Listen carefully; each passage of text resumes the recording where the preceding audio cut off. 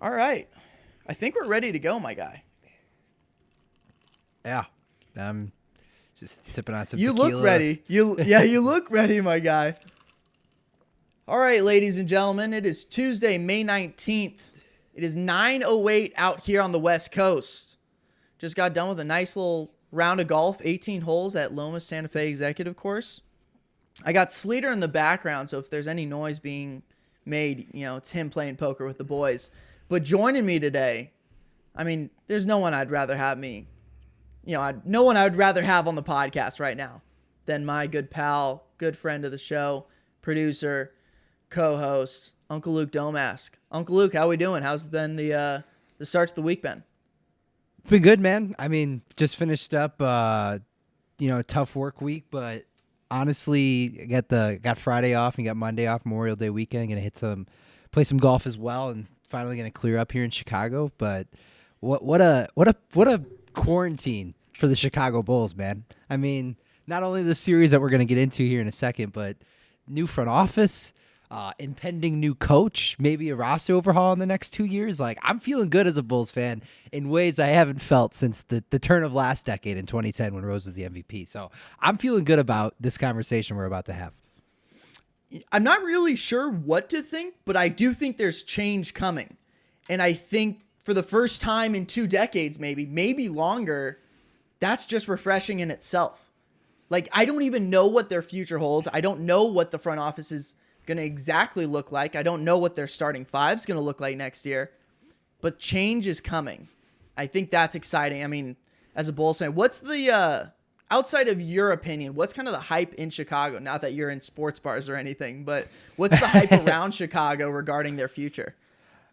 You talking Bulls, obviously? Yeah. I mean, obviously uplifting. Gar's finally gone, and I think this conversation kind of meshes into the conversation we'll have about The Last Dance and that documentary. But Gar was hired by Jerry Krause after that team was, I want to say, taken apart, but forcefully ended, I guess you could say, for multitude of reasons we can talk about later. But Jerry Krause hires Tim Floyd as the coach and GM, and then eventually hires Gar Forman as the GM, and then John Paxson comes in later on and takes over from Krause. But we just wanted change, man. Like, we talked about this at the All-Star break when it was in Chicago. I was just I gave a very passionate outcry of just I'm done with this team until something happens. All I wanted was change in some format, and they go out and they hire Arturas Karnisovas and Mark Eversley from the 76ers, and 2 guys who are well-respected around not just the league, but the world. I mean, the world of hoops from not in just the United States, but across seas. Karnisovas is versed with European basketball and knows a lot of people. And one of my favorite quotes I heard from Waj when all that went down was, he can walk into any gym in the world and he knows somebody there. And to finally have somebody who's leading your organization, that's the type of guy who's going to be leading the Chicago Bulls moving forward. I've got nothing but high hopes, and the rest of the city is the same way. We got what we wanted. We got change. It finally happened, and since that happened, I've been able to really enjoy this documentary, because had nothing been, changed during all of this, I would still be like, oh yeah, this is all fun and games, but we're still going nowhere, right? I would have been using all this time and all my tweets basically on, yeah, but we still suck in the present. At least now I can make jokes, enjoy it, and have a good time and enjoy this whole documentary. So it's hope, and that's maybe one of the best words in sports, is just to have some sort of hope and optimism. At the end of the documentary, which we'll break down, and not even just the last 2 episodes, but really the podcast or the documentary as a whole, right? I just kind of now that we can see the whole picture of it, what are our thoughts and opinions? But I really thought what was interesting was the final 4 or 5 minutes of the documentary, right? We hear Jordan hits this last shot. Everyone knows about it. Everyone's seen the play 1,000 times in their life. But no one really knows what happened after that. And I still am not exactly sure really what happened after that. I've heard these myths of a large cut that was on Mike's hand from a cigar cutter. Which sounds realistic. I mean... from what we saw, the guy was smoking like 12 Yeah. inch cigars for 6 times a day for an entire season, if not longer. So I've heard rumors of that. I've heard rumors, that just Krause was going to break things up, that Reinsdorf eventually did give Phil Jackson, the choice to come back if he wanted to. And Phil says, no, you would be going over Jerry, and Jerry doesn't want me here. But the final 30 seconds, the final minute, very Remember the Titans-esque. They went on to do this, this, and this. The Bulls started their rebuild, and they're still rebuilding. So I know you had a great tweet talking about that, but man, 25 years later or 20 years later, and to see that what they made at that time, the move they made at that time, still not being effective, they won the battle. They maybe have the greatest dynasty of all time, but it seems to have cost them in some way or another since then. Yeah, definitely. I mean, dynasties in general don't end well. You can see with the Patriots, the past couple of months, Brady goes to Tampa Bay, Gronk follows him, and all of a sudden, New England's sitting there with just Belichick, and I'm sure they'll be fine, obviously. But of course they will be. I think, yeah, exactly. But I think, that was about as clean of an ending to a dynasty as you could have. I am kind of on the, maybe had I lived through the era, and I mean, I've talked about this with some of my Bulls Bulls buddies, as I used to call them, that, had come out of the bushes, honestly, in the last 2 months, ever since Garpax, got replaced. But I mean, I'm kind of the opinion that it was kind of time, maybe obviously if I lived through those 6 championships, I would have been greedy for a 7th, but at the same time, you saw in that game 6, Scotty's back wasn't hold up. He averaged 11.5 points the rest of his career. He was an effective player in Portland and Houston from time to time, but he wasn't Scottie Pippen of the 90s that we know about. Phil was obviously drained. I mean, he went and took a year off in Montana. I mean, these guys played 100+ games. Yeah.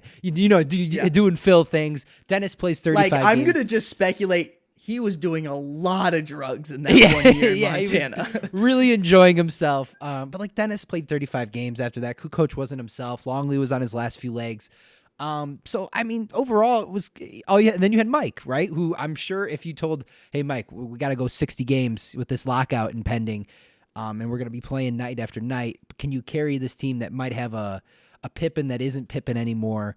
And a roster that, for the most part, was kind of on its last legs heading into that Game 6. I mean, they more or less should not have won. That Utah was the better team. Indiana was maybe the better team. I kind of would speculate with Reggie. I've watched that entire series. I don't know if they had good players on the Indiana roster, but I think the Bulls were still better. In a funny way, though, maybe the 99 season was almost the perfect season for Mike to play the one extra year because of the limited number of games. Looking at an 82-game season, incredibly daunting task, especially considering, like you said, he's going to have to play every night. Maybe he looks at those 60, and I don't know if he knew at the time of his retirement whether or not there were going to be 60 games, but he did. Kind of an interesting thought that it's a significantly less workload as opposed to the full regular season. Right. I mean, but there is the opposite of that. So if you look at the timeline, he retires in January of 99. They started playing kind of around where the All-Star break started in 99. I mean, I'm of the opinion, I watched that. You remember the 2012 season. It was a shortened season, right, with the lockout and everything. And remember the lockout pickup game story? Yeah, exactly. So, I mean, what I'm trying to say is Oklahoma City went to the finals that year, right? They were a really young team, and those nights, those teams are playing 4 games in 5 nights to get games in. They were playing back-to-back-to-backs. I get that it was of Michael's DNA to play every freaking game possible. And I think that's, honestly, the last 304 games he played of his career where he played every single one of them. And it's a testament to him, but I just don't see how they could have handled that type of schedule. They needed the nights off in between games, or maybe just a couple of back-to-backs here and there.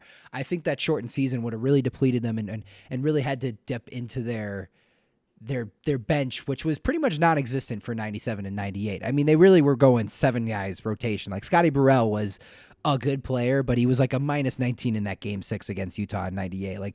That was their 7th best guy off the bench, right? And Ron Harper was on his last leg. They were all on their last legs. And I think it was just maybe, obviously everyone wants to speculate, You play until, and Mike said it, you play until you lose. You play until somebody beats you. I'm the champ until someone tells me otherwise, right? So, and that's in all levels of basketball, not just the pros. When you're playing pickup, you don't get off the court 6-0. That's not how that works. Exactly. You got to defend the turf. Right. And so, I mean, I totally understand. I have an issue with the fact that, and this goes into the Gar-Pax era, is they had a successor waiting. Like Tim Floyd was going to be the guy. They knew that going into 99. It's the same thing when they fired Tibbs in 2015. Hoiberg was just, and they both came from Iowa State. It was just, that's the shit that gets under my skin and just boils my blood, is that these guys just like had things in place, and like Pax could have learned from Jerry not to do that. Does the same fucking thing, right? So, I mean, like that's kind of the part where it gets a little messy. But overall, like you wouldn't want to end the dynasty any other way, though. The steal, or excuse me, the bucket where he just drives past Russell, the steal on Malone where he waits to the perfect time all game.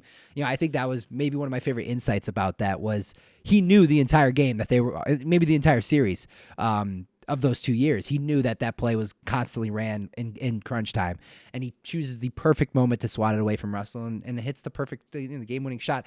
I don't think we look at, if they lose in 99 and they say they bring everybody back for one more year in 99, and they lose in the playoffs. Like, that was a weird year. The Knicks made the finals as an 8 seed. The Spurs were a really good team that year as well, and they were a young team. So I don't think we look back on it with such awe. The game, the shot wouldn't mean anything as much, or wouldn't mean as much, I think, if the band wasn't broken up after 98. So I would definitely have a different opinion if I had lived through it. But with that last play that you're talking about, so he gets the bucket, driving to the hoop. Then they set up the Malone post play, right? And as you said, Michael knew that was going to come. They had been doing it the entire series, the entire season. I mean, he's played against Malone now for a decade, right? Yeah, like, he knows this guy's game. What I find interesting is one of the things that Jordan always talks about, what separates him from other players and why he drafts certain players as opposed to others, is the size of his hands. Mm-hmm. That strip, a big factor in that strip is the size and strength of his hands, right?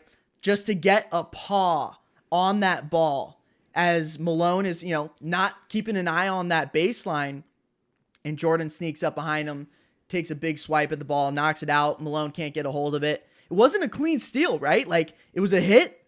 Malone fumbles it a little bit, and it's picked up. Then he obviously goes on to hit the last shot, blah, blah, blah. The rest is history.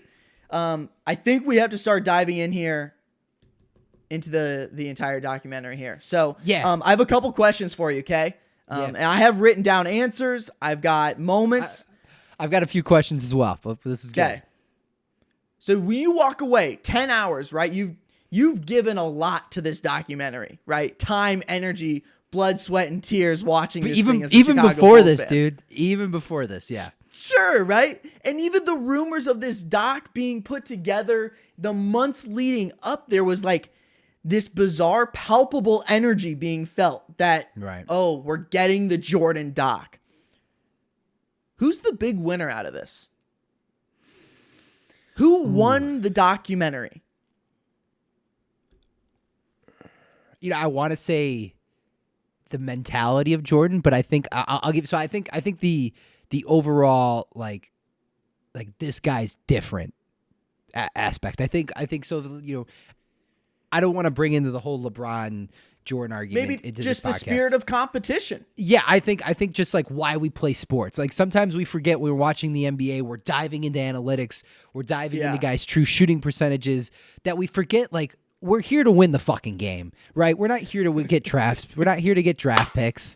We're not here to, watch Joel Embiid play 25 minutes and then there's 5 minutes left in the game and it's a 2-point game and he has got to sit out because we're worried about knee injuries. I mean, it's just the fact that this guy was different. This guy was one of my favorite moments. I mean, episode 10 is just a masterpiece in the timeline of things. That last 5 minutes that we talked about in Game 6, where he's sitting on the bench, he's just viciously chewing at his gum, and it's dead quiet, and you kind of poke into the mind of what Mike is like. That's just incredible footage. But and then the music before Game 1, right after Game 7 in Indiana, and they're going into Utah, and he goes, woke up, had a couple of beers, played the piano, smoked a cigar, came to practice. Like, that guy was just different. He just showed up and he gave it all every single night. And I think they really reinforced that. But I think an underrated aspect is Phil Jackson. I really do. I really think Phil, like, I found a greater appreciation for Phil. Growing up, you and I, we both know Phil as the Lakers coach. We know him with Kobe and Shaq, and then the second act with Kobe. And I've seen they used to do like these season documentaries of the former champion on ESPN. And they have one of the 2010 Lakers, I think. And that's when I really got to understand Phil. And I actually just ordered his book Maverick, which kind of talks about his entire career leading up to coaching the Bulls and everything. But just like how this guy managed these personalities. Like, Michael is a different breed of human being. It's hard to coach that alone. Then you have Scotty, who could not have been more perfect for his role, and fit seamlessly, but at the same time was a complicated guy. He wanted that spotlight on him. Those 94 and 95 seasons, he was the guy, and he really wanted to show the world, like, hey, Mike was great, and I was great with Mike, but I'm great on my own too. And then, of course, you have Rodman too, right? Like, how he deals with Rodman, I think that's such an interesting storyteller. But like, whenever the camera panned to Phil, I was just like, tell me more.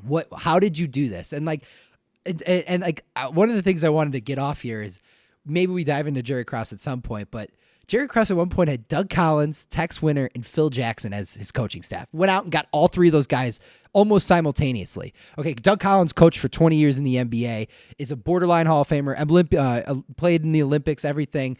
Phil Jackson's probably the best basketball coach of all time. Tex Winters is a genius of basketball. Went out and got all these guys at the same time. Like, the coaching staff is very underrated of this entire dynasty, and obviously Phil spearheads that. So I was always just like totally tuned in, wasn't reading Twitter or anything whenever Phil was speaking, because I was just enthralled with how he kept this all together, how he kept it fresh for these guys, the types of stuff he did in the locker room. Super interesting to me. Couldn't agree with you more. For me, it's obvious. There's no other answer. Starts, ends, it's Phil Jackson is the winner on this one. Since 2004, maybe even longer after that, people have said, Phil's a great coach, but he's had the luxury of this, and this. Oh, Phil's great. He's one of the best, but there's always a caveat that comes with the Phil Jackson conversation. I think this documentary erases all of that. To see what he was going through, to deal with Rodman, to deal with kind of a bitchy Pippen at time. Like, sure, Pippen kind of got a little emo. Michael Jordan is as wild of a competitor as we've ever seen. He's got a dysfunctional GM above him and an owner who agrees with the GM. So Phil is the mastermind. He is the spider web keeping this entire organization together. For me, it's Phil Jackson. So easy. I was always kind of a proponent of, when you have Shaq and Kobe, things are great. When you got, Michael and Pippen, yeah, sure, things are easy. The triangle offense, love it. Yeah, when you got Hall of Famers running it, of course it's going to work. This documentary changed my mind. I think Phil Jackson, I think the world of him right now. To see the way he was able to manage personalities and manage egos and manage emotions more than anything else. For him to understand the mind, personality of Dennis Rodman is perhaps the most impressive thing on his resume. I don't know if anyone would have been able to do what he did. I don't know if Chuck Daly, right? The guy who fathered Dennis Rodman. I don't know if Chuck Daly was able to control and manage Dennis Rodman at this point in his career, but Phil was able to. Let's not forget, Dennis Rodman was wrestling in the WWE on a freaking finals night. Rodzilla. Bro, you said you got that shirt, right? Yeah, it's on its way. Yeah. I'm no, serious. Bro, that is so unbelievable. By the way, I watched that full match between Karl Malone and Dennis Rodman and Hulk Hogan.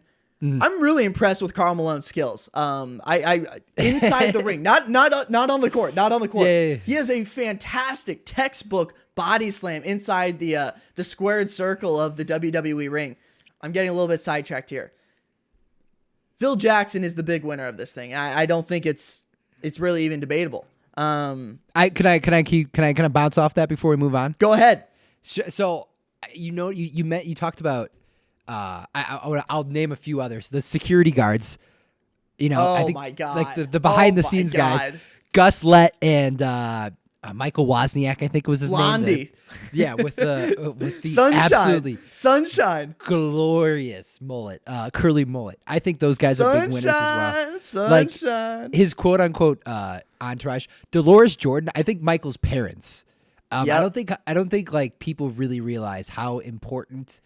You're spot on. What I mean? Like your parents are that. I mean, especially for Michael. I mean, Michael looked up to his father, but his father was with him all the way through until his tragic death in '94. I want to say, or '93, excuse me.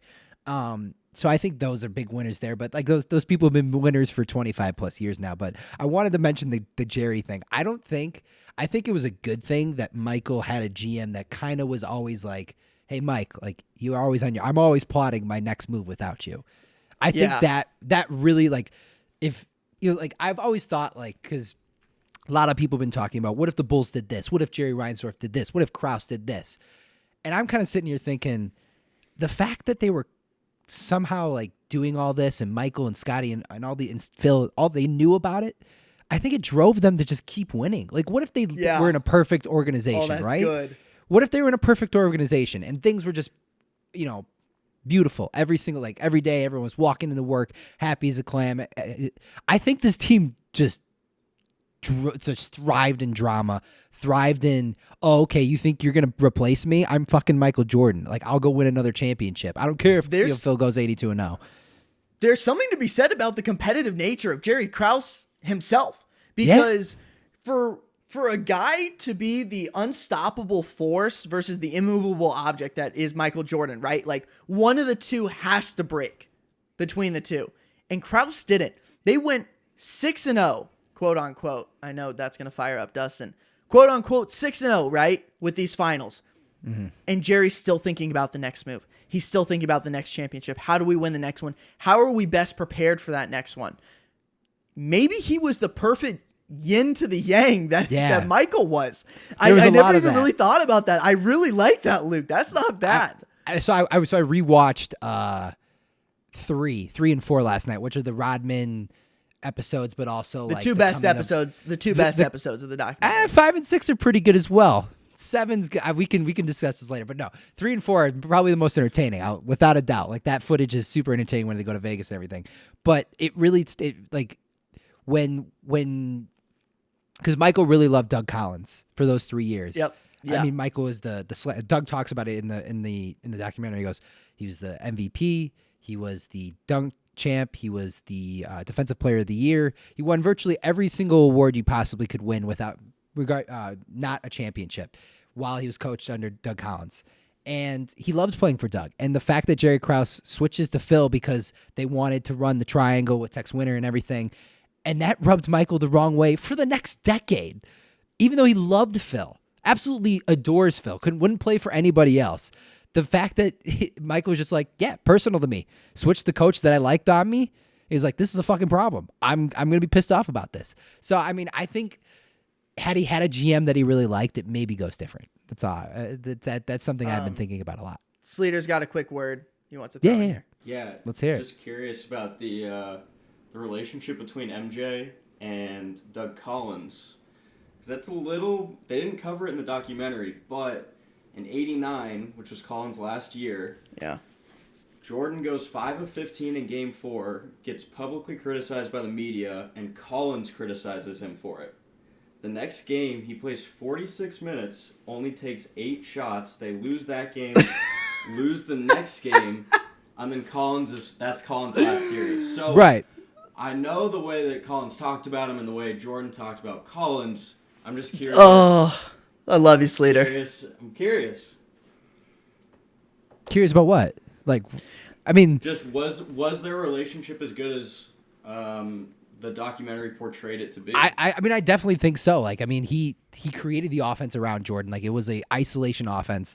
I mean, there's that scene in the documentary where Doug always tried to pit the practice against Michael in everybody else's favor, and blowing the whistle. Exactly. Yeah. And Michael walks out of practice, and then they kind of get over it and move on. Like, I think like Michael Jordan thrived off conflict, not with just his teammates, but his organization, his coaches.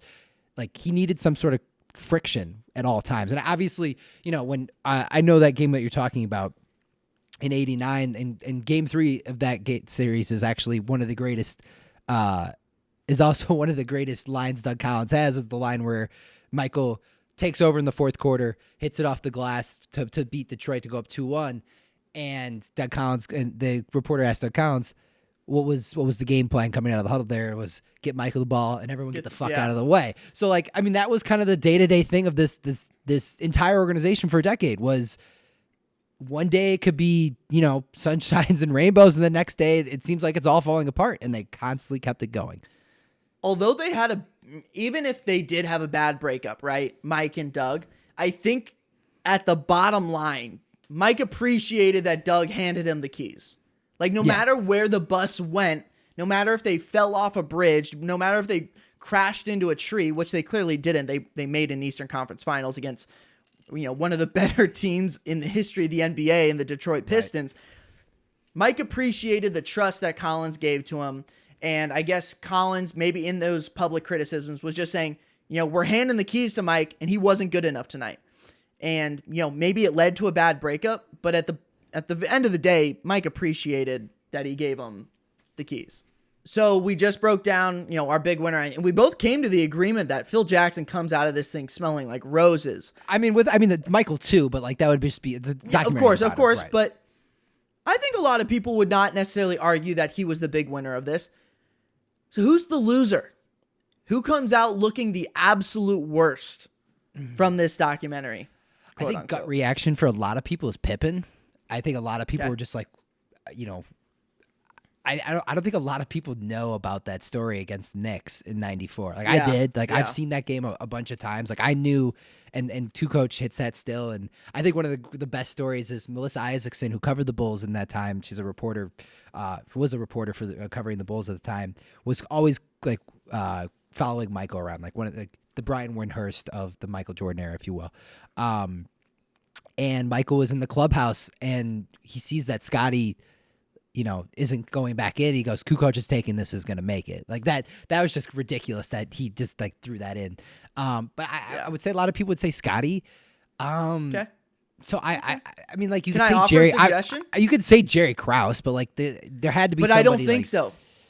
If Krause doesn't get a voice, then he can't be the big loser in this, right? Like, I think anyone could be painted in a certain light when they don't have a voice, they don't have a say in things. Right. But, Jerry put this all together. Like, Jerry's a Hall of Famer. So no matter what, he's holding up the 6 just like Mike is. Yeah.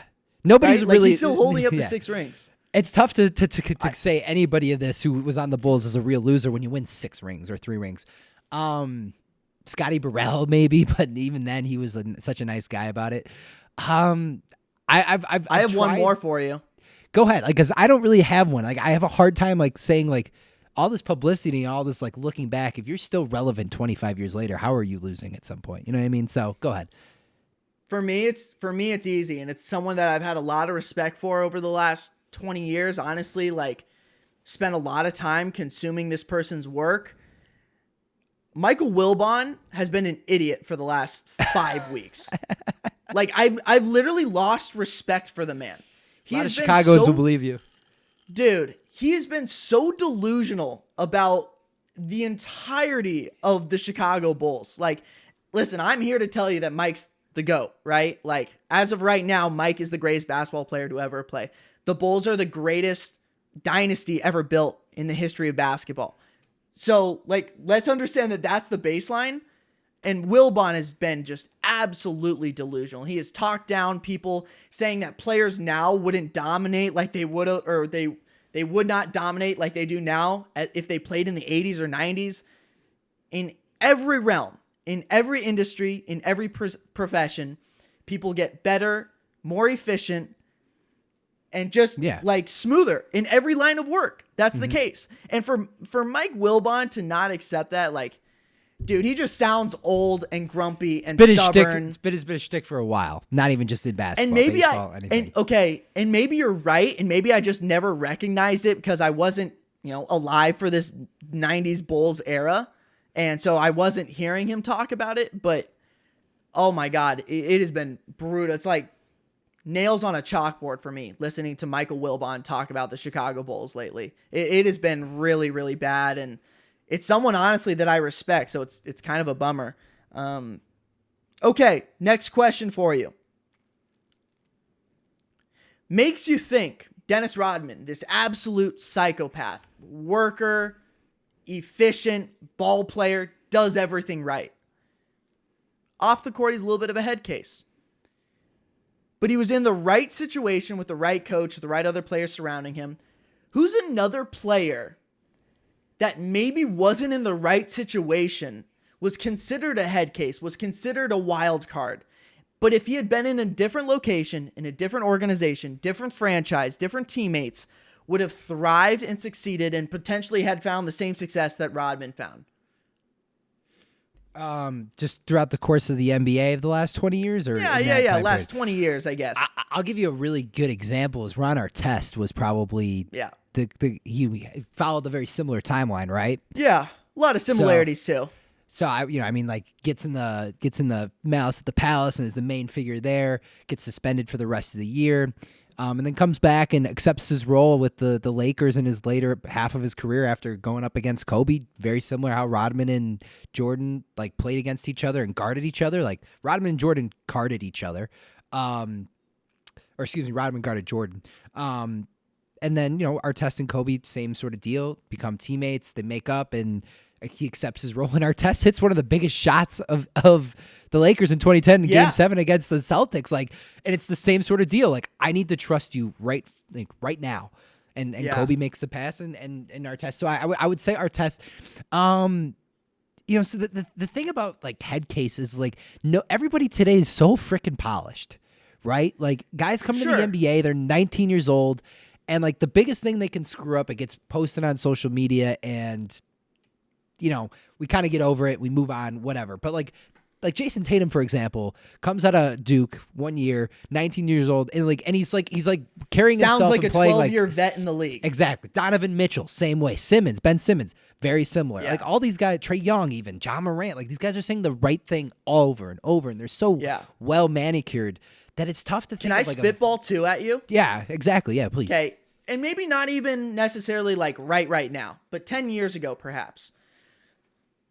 For a long time, DeMarcus Cousins was viewed as this bully, mean guy, not a winner, selfish, couldn't stay focused on the game, and eventually let personal drama inside of games defeat him.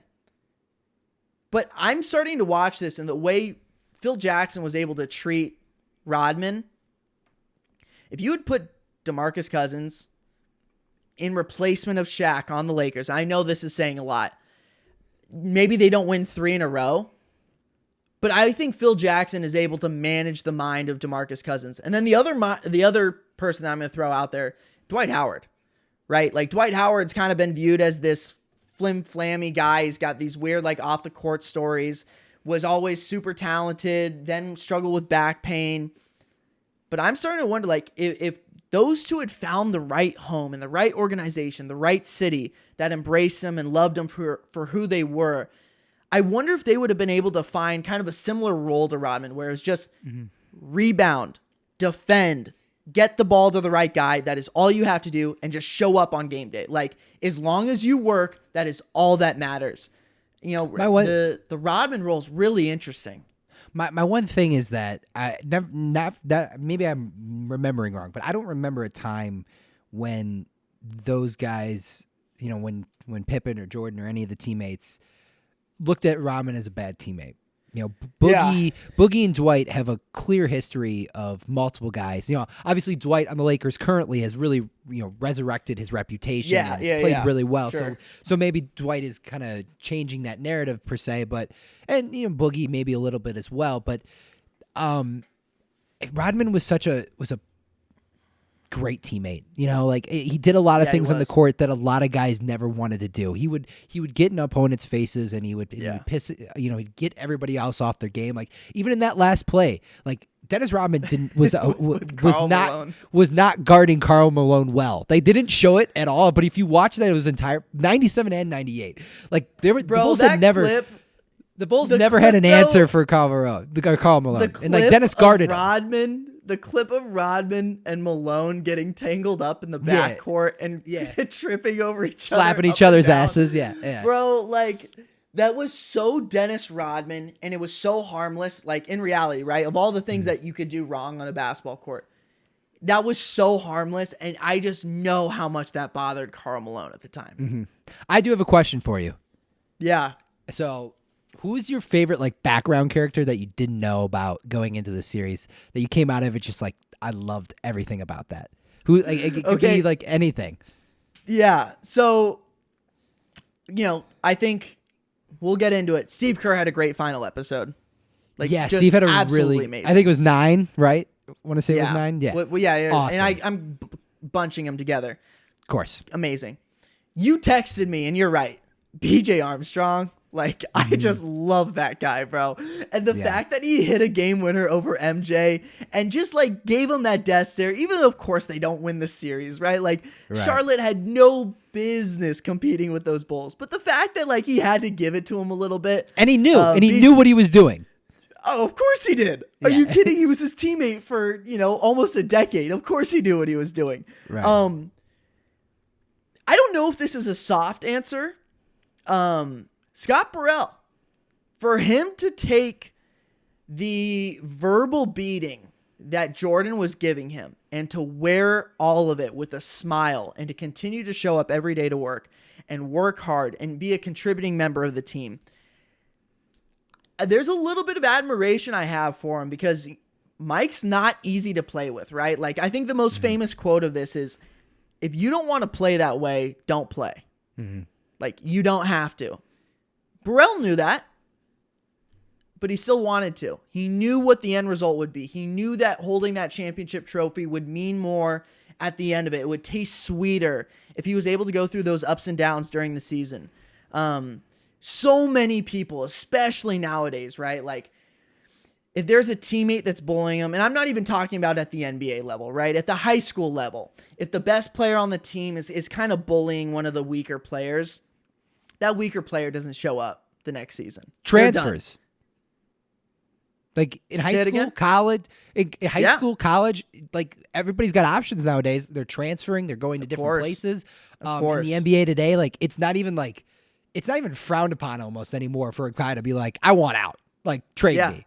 And then all of a sudden everybody's like, the Photoshop kings like start putting jerseys on you. Yeah. Like it turns into an entire PR stunt if you get asked for a trade. Like there used to be a time in the NBA where if you got asked for a trade, you're like, the hell's wrong with you? Right. So yeah, I don't know. I think Scott might be my answer on this one. I just, for his level-headedness was really impressive throughout the entire documentary. I mean, I know I've already mentioned the security guards, but Tim Glover, who was the trainer has maybe one of the most emotional, like out of almost nowhere. I think it was 7 or 8, which were definitely the most emotionally charged episodes of the 10, where he's talking about like, I think it's when Michael comes back, right, and they lose to the Magic, and like Tim goes up to him and is like, Michael, tough series. Let me know when you want to get after this again. And Michael goes, I'll see you tomorrow morning. And see you tomorrow. And if you're a trainer, like if you've met like a personal trainer or guys who are just really into like fitness and getting after every day, you know that like deep down that was the one answer that Tim would have wanted to hear from Michael. And I'm sure he knew it was coming from Michael, but like he has that quote where he's just like, this guy gave it his absolute all for every single minute he was a professional basketball player, and it wasn't just on the court, but it was after. And they talk about the Space Jam routine, how he had no idea where he found the energy. Like, I come out of this, I'm just like, wow, like what a special guy. And like his backstory is incredible, how he like became like trusted by Michael. He used to count Michael's steps. He would watch the game and count Michael's steps, and then like this is back in the 80s, and he's just like, hey Mike, this is how many steps you took. Let's try and like work on, you know, body conservation throughout games so you can play more minutes and play more games. And like, I mean, that quote, I obviously didn't know anything about him until this series. But the quote where he gets a little emotional about Michael bringing it every single night because he didn't know who was, you know, watching him for the first time, I thought was one of the more powerful, you know, insights into why Michael was so good. Okay, so I got to do this real quick, okay? And I'm hoping you take the anti approach, because I loved the 10-part documentary. Loved it, right? Enjoyed every Sunday night for the last 5 weeks. I've loved it. But I wanted to point out a few things that should have been done differently. Okay, I have to, right? Like, come on. No documentary is perfect. No documentary is perfect. So let's start. It's not a documentary. Okay. It's an autobiography. And those are two very different things. Sure. Did you watch the Defiant ones? The hip hop. Yeah, absolutely. Yeah, loved it, right? Absolutely ate it up. Dre, Perfect, yeah. Snoop, Kendrick, like some of my favorite and biggest influences in music. Well, are that's those just guys hip hop. right there. You're not even talking about the Beatles and Fleetwood Mac and all the other. Sure, Yeah. which are in the earlier episodes. But just personally for me, as a hip hop West Coast kid, like Right. ate it up. It meant a lot to me. But when I watched it, I knew that those guys had the final cut on it, right? Like, Sure. You had to know that what was being said about Dre and what was being said about, you know, the producers during the NWA days and the guys that were telling them no, and you're not allowed to do this. Oh, but you guys need to abide by your contract. You said you were gonna do 2 more albums. We're just hearing it from their side. And I really think that, like the Defiant ones, which I loved and I've watched now 5 times, it's a lot like that. This is branded work. This is a Jordan produced documentary. And I just hope that people don't necessarily take what was being said about certain people as the absolute truth. And I think even today, I think Horace Grant kind of popped off a little bit today, saying that, you know, not necessarily all of this is true. This is just from Michael's perspective of how things went. But this is not necessarily like, right? And I say this a lot, 3 sides to every story, right? One side, the other, and somewhere in the middle is the truth, right? Like your perspective can be heavily altered based off the emotions. And Mike himself has admitted to changing things in his head to motivate himself. So I don't know if I necessarily take Michael as this super reliable source on these different topics, different moments in his life. He was also facing a lot of trauma, a lot of pressure. His father passed away. Like, I don't know if I'll be the same when that happens eventually, right? I don't know if I'll be the same for that year. So at times for me, it felt like they gave us a cookie and I loved the cookie. I ate it up. I like one of the best tasting cookies I've ever had, but I wanted the whole jar. And it felt like they just held a lot of it off to the side. They dangled the cookie and we loved it. What parts? Okay. And not that this is an indictment on Jordan as a father, but we didn't hear anything about his wife. We barely heard from his kids. I would love to know Michael's thoughts on, let me just one thing and then you can hop in. Did Michael want his sons to reach the same level of fame and same level of success as himself? Right? When they were playing college ball, they were faced with this tremendous amount of pressure, these ridiculously high expectations that no one could obtain. I wonder if deep down he did not want his kids to go through the same thing that he went through. I wonder if his divorce, and again, this is a personal question, but once you're a public figure like this, like people want to know these kind of things. Did his divorce have something to do with, I don't know, gambling, with his high levels of intensity during the work year, bizarre habits on and off the court? Like, I wonder if that had a strain on his marriage. Can you reach the level that Michael was able to reach without sacrificing other parts of your life? it made it seem very fine and dandy. I think they were able to give us moments of him being a rough teammate, right, to Steve Kerr, hitting him in the face. They were able to show, like, yes, he lost to the Magic. Parts of it they didn't necessarily show. They showed the father's passing. They don't show the Wizards years at all. And I know this is a documentary about the 97-98 season, but this is a Michael Jordan documentary. They don't show about his time as a Bobcats owner. Michael, after going through your years as the Bobcats owner, do you have any, like, different opinions on Krause and Reinsdorf? Like, knowing how hard it is to run and manage and organize a team and organize a franchise. Is it as easy as you thought it was when you were on the court?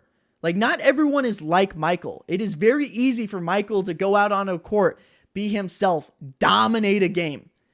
But not everyone else is going to do that. And I think Krause and maybe Reinsdorf had a bigger picture on things than Mike was able to.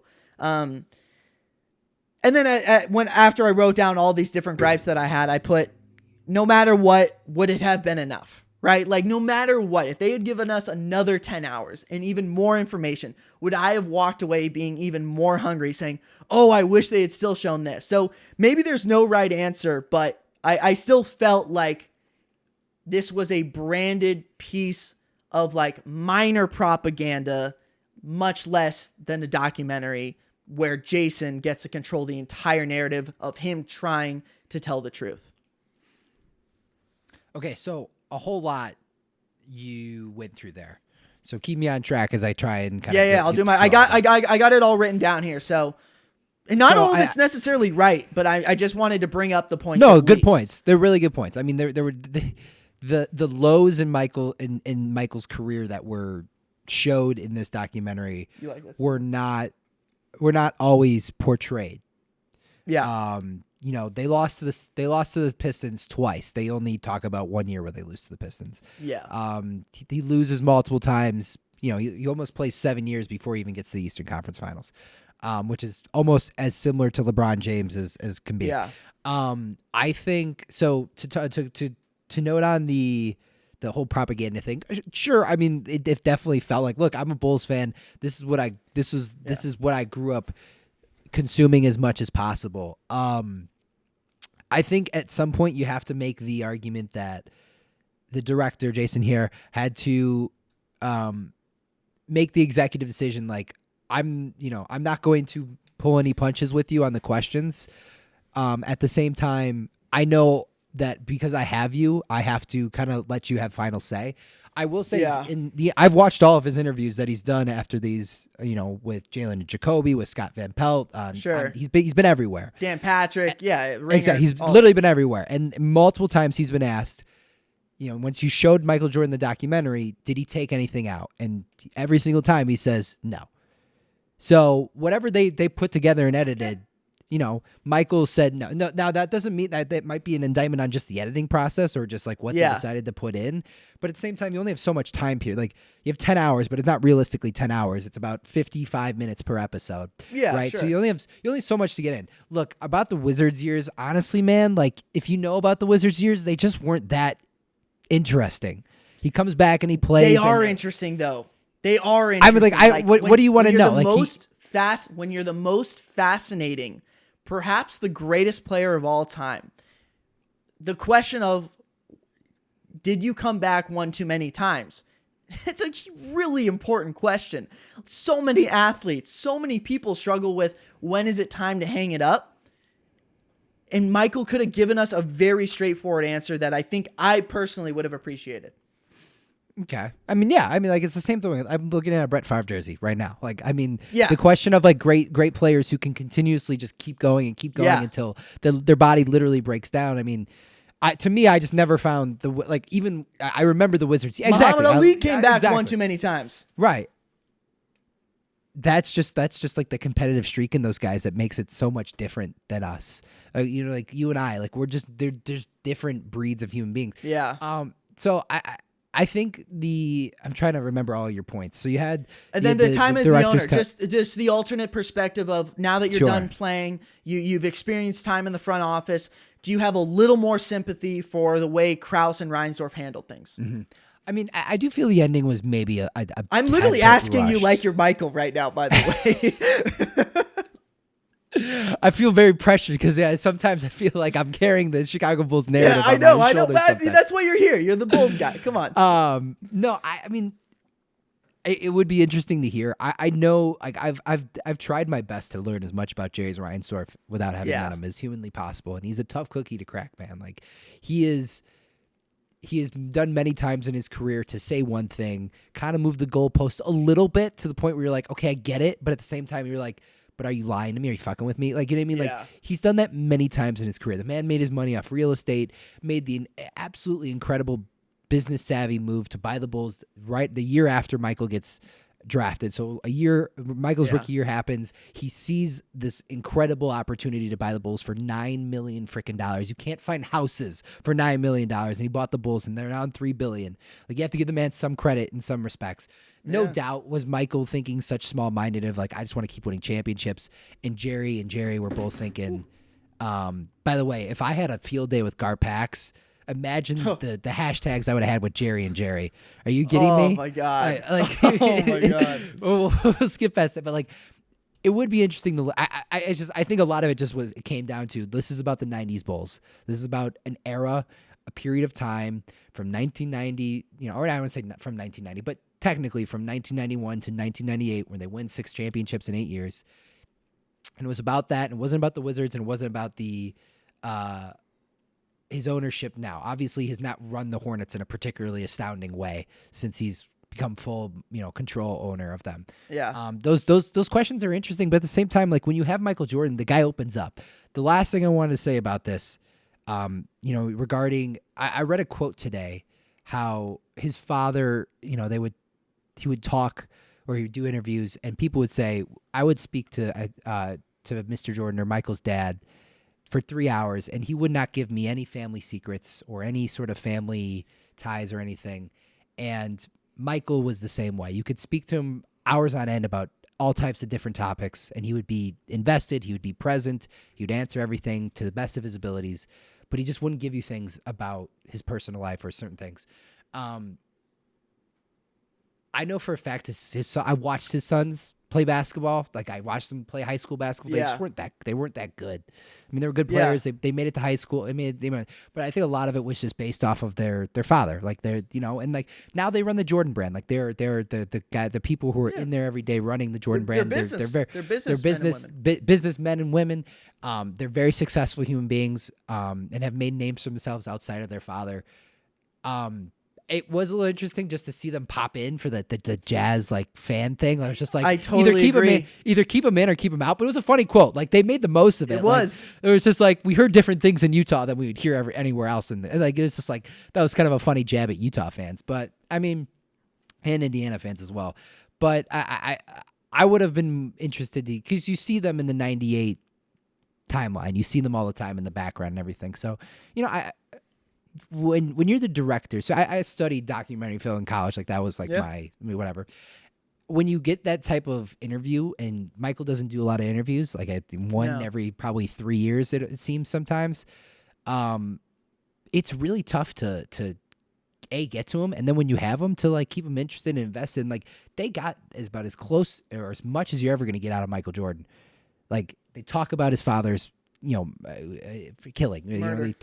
Murder. They talk about literally almost everything in that time span.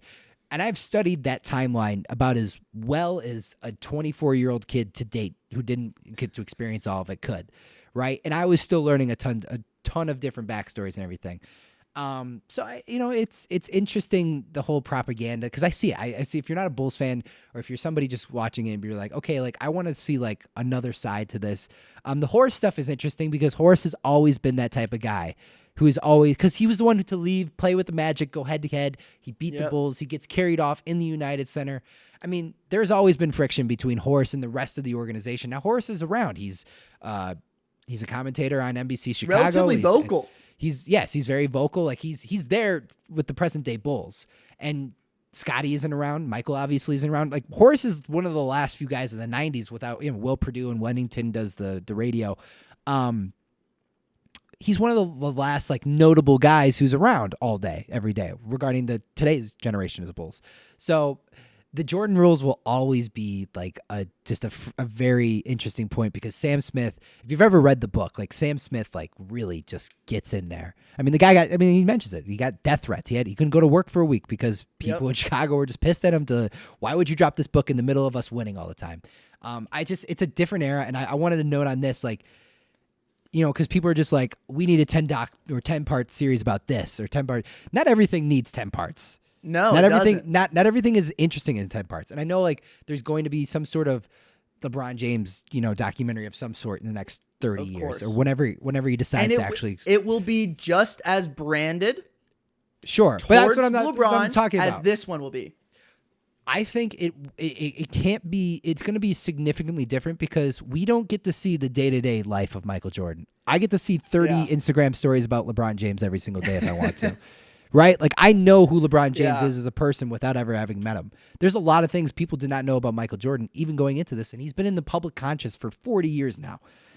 So, there are things that come out of this. The one thing that bothers me the most, and it has for the last 10 weeks, but I knew it was coming, was just like, people are watching this and being like, okay, but LeBron does this. Like, when in society did we just get to a point where we can't sit down, be present, and just enjoy the fucking thing? Why does everything have to turn into an argument on Twitter about who's the greatest of all time? Why? I've entertained this argument a billion times, and I will argue it as many times more. But it just bothers me, and I knew going into it was going to be the thing. From literally episode 1, it was the rebuttal.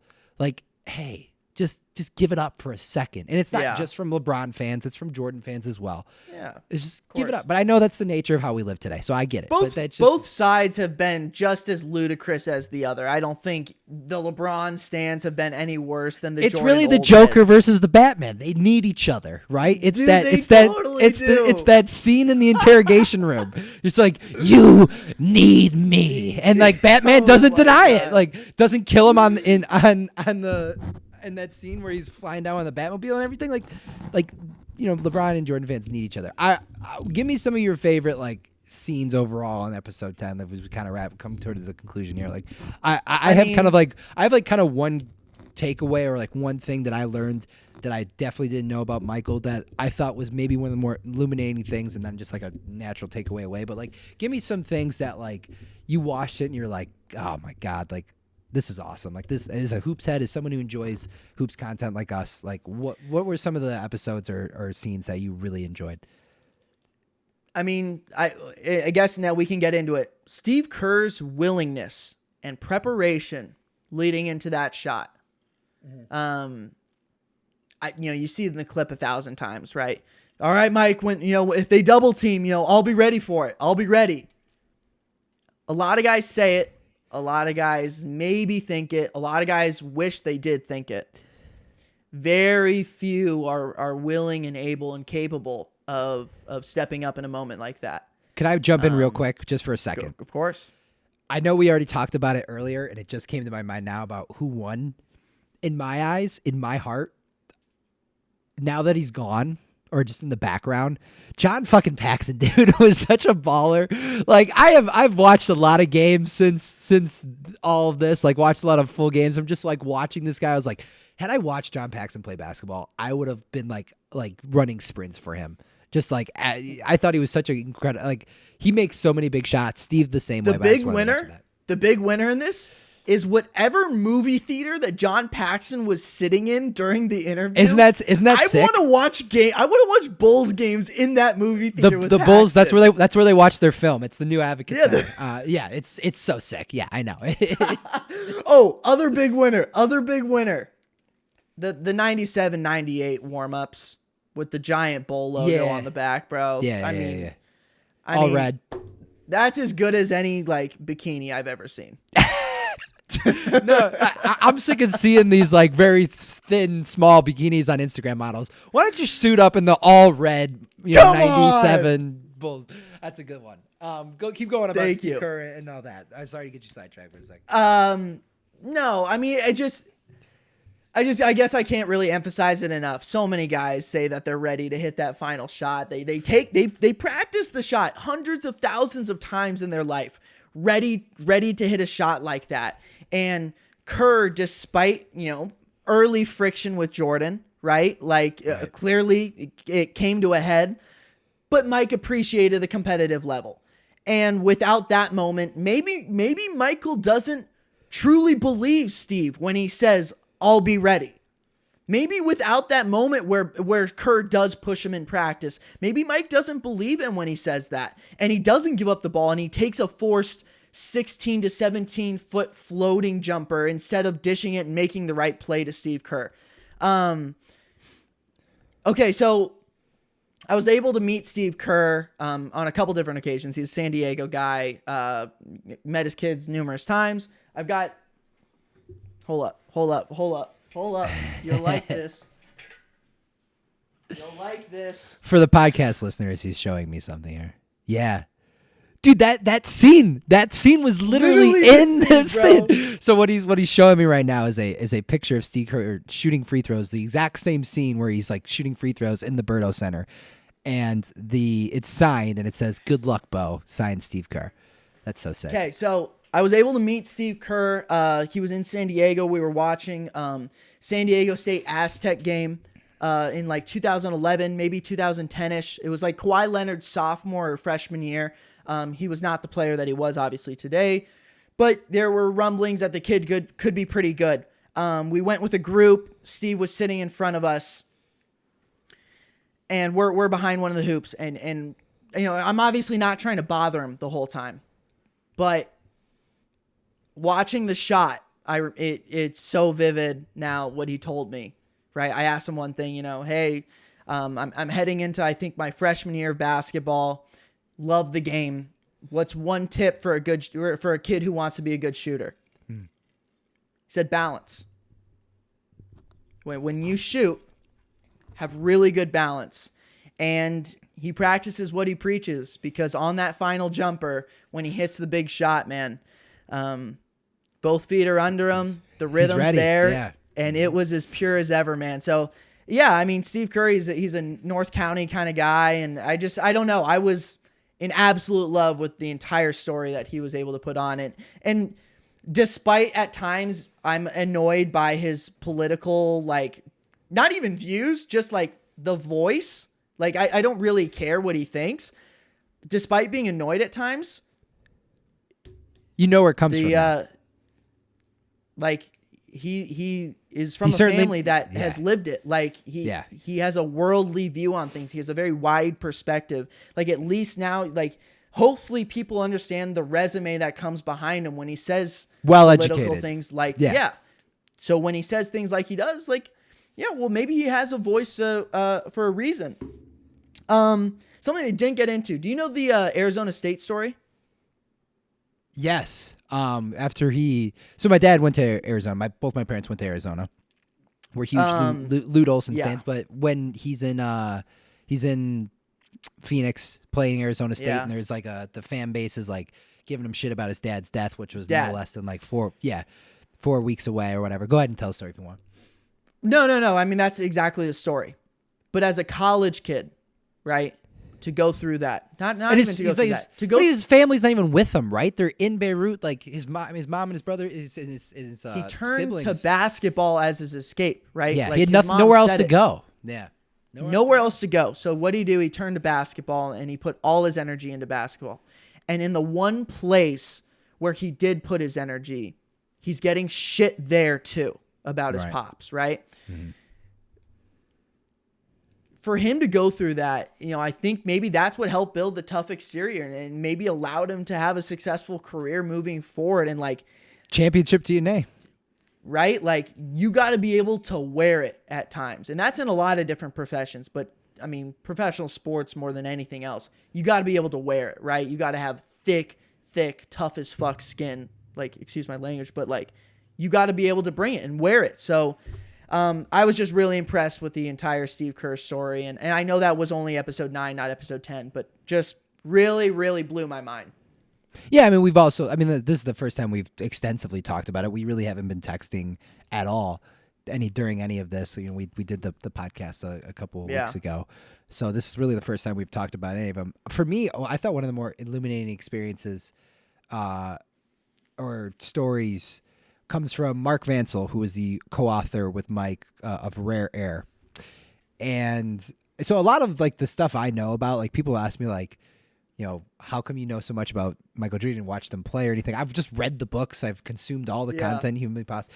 But he has a quote, or not even a quote, but he has a thing, and his that I just thought was so interesting and like important in today's society, but also in today's sports and landscape and everything. How present Michael was as a human being, right? That he was like, there was something with the Zen Buddhism that Phil got through to Michael about living in the present. I think athletes in general are just like these types of people who need that sort of like mental task list of like, gotta wake up, go to practice, lift, this, that, game time. Like they're naturally habitual human beings, right? Yeah. And I think you can definitely get caught up if you're, very few athletes are as popular as have reached popularity like Michael Jordan on a global scale. Not even athlete. Just humans in general. Exactly. Right. And for him to like, when Vansel says like how to get that glimpse of like how present he was, like, and I think that quote when he's on the piano with his friends and he's celebrating at the Jordan bar, as he calls it, in his hotel room after they win in Game 6, how he's just like, no, I'm not worried about next year. Like, let's enjoy this right now. Let's live in the present. It's like, and like even talks about going into Game 1, he's so laid back. He's been there before, but he understands the task at hand. He never worries about a shot that he hasn't taken yet. Like those types of things are just such like, if I was still in high school, or if I was playing a collegiate sport right now, like this shit would inspire so much out of me to hit the gym and be like just. But the whole present thing, like I think today's society, we have so much anxiety about things we cannot control. And for Michael to hear that about Michael Jordan being like, this guy was never playing a game that he could not control, was never, gambling in something in an outcome he could not control or have some play of controlling. I thought it was super interesting. Some of my favorite Michael moments, and we're gonna wrap this up here, okay? Some of my favorite Michael moments throughout the entirety of this was not in the interviews. It's when he was in the locker room and you could hear the North Carolina Southern voice. Yeah. Like, not the Nike PR machine guy, not the ESPN documentary guy, not the Jordan brand shoe like mogul, not the owner of an NBA team, not the greatest player of all time. I'm talking about the North Carolina kid. That like every now and then you would hear that Southern twang where he'd be like, "Oh hell no, Scott Burrell!" Like the way he would just like say "hell nah" or something. Like I don't know. Those were the moments that I really seemed to appreciate because that felt so authentic to me. I really enjoyed like anything after like post game. They're wearing those big ass suits. Like I know that I've mentioned it before, but like when they're like the training room was apparently where these guys hung out because it was the only place they could get all the time. It was the only place these guys could get away from the media because it was constant, right? Sure. And not even just the media, but just fans trying to get into places they couldn't normally get into. But just like them hanging out in the like after games, smoking cigars and drinking Miller Lights. You hear about guys going into like hyper chamber, like cold chambers all the time. Yeah. And there's no doubt Michael spent a ton of money on his body to continuously keep doing this year after year, just like LeBron. But I have a hard time believing guys after games are having some Miller Lights and cigars today. Right. It's and not just happening anymore. That's where it's like, that's a different breed, man. Like, if you're gonna give the greatest of all time all that modern day technology, does he even still use it? Like, I'm good. I'm gonna take my cigar and this is how I unwind. And like, hey, you want to talk about winners? Miller Lights, huge winner. Oh my god, huge winner it is, bro. Cigars. I think the cigar. I swear to God, when I go and play on Thursday and Friday, I'm going to be smoking cigars. Like I wanted to smoke a cigar post after. Like I am 100% back in on cigars. I haven't been since like high school. But yeah, I mean, just like let's wrap it up. What's just give me your quick last takeaway? Like what's this is one of the this was the best time it could have really come out. Like, honestly, with everything that's going on right now and all the bullshit that everyone is going through, like, these escapes on Sunday nights it just felt so normal. Like, the normalcy was absolutely back. And there was also a little bit of, how do I want to say this? At times I really just felt like a kid again. Like the way I was just watching these games, like, I don't even know if maybe it's just because, like, I've gotten into the sports journalism industry, and not to sound like fucking big league or anything, but, like, the flair kind of goes on these guys. You realize that they are humans. I don't know if I really feel that way about Mike, man. Like, he might still be a superhero. And, like, I think that after 10 hours of watching it, I'm not sure that it's really any different. Like, this guy reached mythological levels of success, like, to the point where we don't even know what's real and what isn't anymore. But for me, that's almost more fun than if I just did have the absolute cold hard truth. So man, I don't know. There's just something a little bit of, like, a boyish enthusiasm that I felt like throughout all of this. Yeah, I mean, I'm the same way, but I think, a lot of people wonder why, like, people who are from, I think a lot of people in general are very proud of where they grew up. Not everybody is, but a lot of people are, or where they're from. And I think a lot of people, you got to rep. Exactly. But, like, especially when it comes to Chicago, when you hear somebody like say, oh yeah, I'm from Chicago, like, they kind of say it with, like, a little bit of, like, enthusiasm and swag. You're just like, why are you continuously, I do it all the time. Like, why is this person continuously letting me know that I'm from Chicago? This is, like, a direct reason why. The last 22 years have not been kind to the Chicago Bulls organization. Nope.